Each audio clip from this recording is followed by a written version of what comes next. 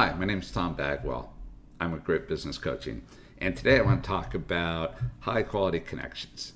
So these high quality connections are things that build relationships with people, and the more high quality connections we have at work, the better work becomes. And the same stuff, applies at home as it does at work. So don't think that this is only that domain.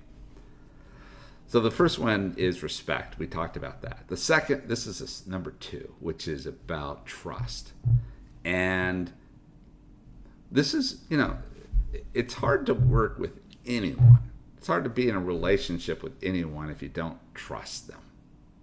It's the underpinning of all relationships. No trust, I don't know how it works. It's going to become very transactional.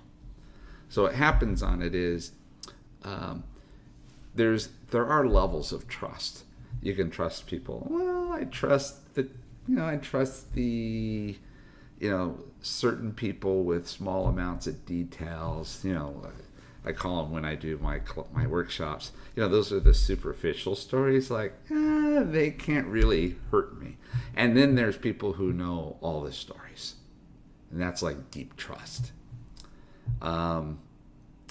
My definition of trust is about trust is when someone knows something about you and can hurt you with their actions. You don't trust someone unless they can injure or hurt you. Otherwise it's a transactional relationship. I don't trust the waiter with my credit card because the credit card came back and there was screwed up charges or fraudulent charges. I would just dispute it. There's no trust involved there. But you do trust your kids with a caregiver. You do trust people with information that's going on in your personal life. So what happens here is there's a book I like called Trusted Advisor, and they actually had an equation on trust. Trust equals C plus R plus I divided by SO. So trust equals C is credibility. Do you actually know what you're talking about? Plus reliability. Do you do what you say?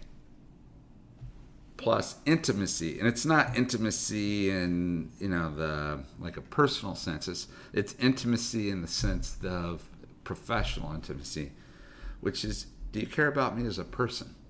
So if you go to employee engagement, and this is all tied in. If you go to employee engagement, one of the top 2 questions from, I think it's a Gallup survey, it says, does my manager care about me as a person?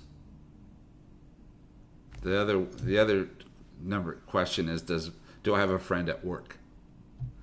And that intimacy is, do they actually see me as a person? It was Henry Ford who said, why is it when I get when I want a pair of hands, I get the whole body? And what happens with trust is it absolutely becomes pivotal in terms of how much discretionary energy I'm going to put forward in this relationship. That quiet quitting phenomena, I don't think it's all that new, to be honest with you. When people are unengaged, I call that quiet quitting. So here's the issue. The ways to build in trust is consistency. It's that I say what I do what I say. And the more you build it up, then you become that reliable person. Communication is super important. Honest, clear, respectful communication makes you more trustworthy. Saying what's on your mind. It's amazing to me how few, we're horrible at mind reading. Mind reading is a thinking trap. Because we get caught in this thing like, I think I know what she was going to say. I think I know what he's going to say. And just because you didn't say it doesn't mean people know what you're talking about.